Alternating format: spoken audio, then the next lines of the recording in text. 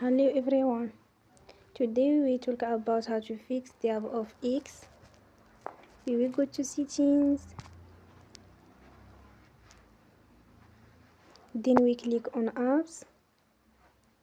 After that you will search the app X and you will click. You will on for stop. After that you will go to storage.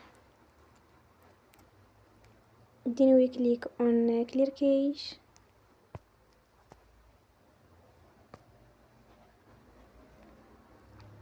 You will go to Play Store and you will update your app. Don't forget to support us by like and subscribe. See you next time and thank you for watching.